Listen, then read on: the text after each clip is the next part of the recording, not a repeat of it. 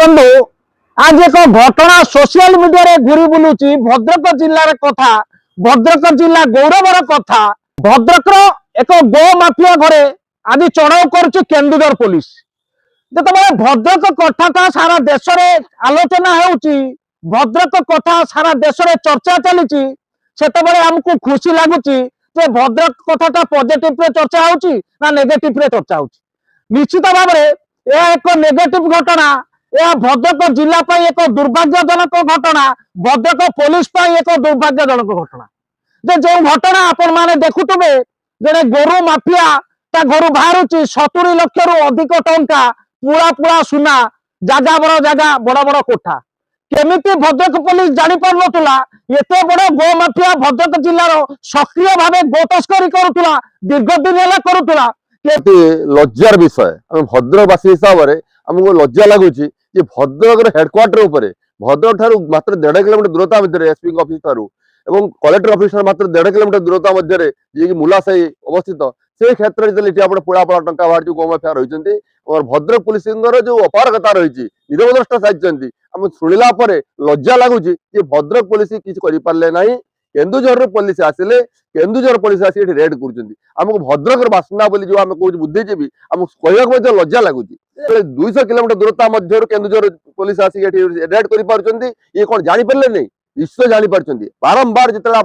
जाऊँ रक्षक मैंने आक्रमण कर देखिए आप प्रताप षडंगी जी रही बालेश्वर एमपी सी बारंबार निजे आघात प्राप्त होती स्वर आक्रमण कर शिमुलिया आक्रमण कर जो राजनेता मैंने से मैंने कौन करुले बोली सी ये कौन देखिपारा जापारा नहीं निश्चय रूपे ए पुलिस संपूर्ति थाईपे सरकारी ऑफिसर प्रोत्साहन थाईपे ना एत बड़ कांड कर से गाड़ी रे मिनिमम 6टी गोरु जो जीवे तार गोटे कारणटा कौन पाई मुझे मुझे दर्शेबी एवं जो नौ स्वास्थ्य अवस्था ठीक अच्छी कि ना रास्ता मुझे कौन खाइबा देवी पोस्टा कौन कि मु गो पालन नौ कि गोरु को मारिया नौ ये पर्पज भी लिखापी पड़े जहाद्वारा कि गोरुटी गोटे जगार आ गए जगह को स्थानांतर दर्शक बंधु राज्य में हिंदुवादी सरकार चली देश में भारतीय जनता पार्टी सरकार चली भद्रक एते बड़ गो माफिया जे सारा ओडिशा रे जने चर्चित गो माफिया घर भद्रक जिले में यही गो माफिया निर्देश रे सारा ओडिशा रे गोरु कारबार करा जाउतला गोमाता मानू अन्य देश अन्य राज्य को रप्तानी करा जाउतला ये गोरक्षक माने जानी पारलेनी ये पुलिस मध्य जानी पारलानी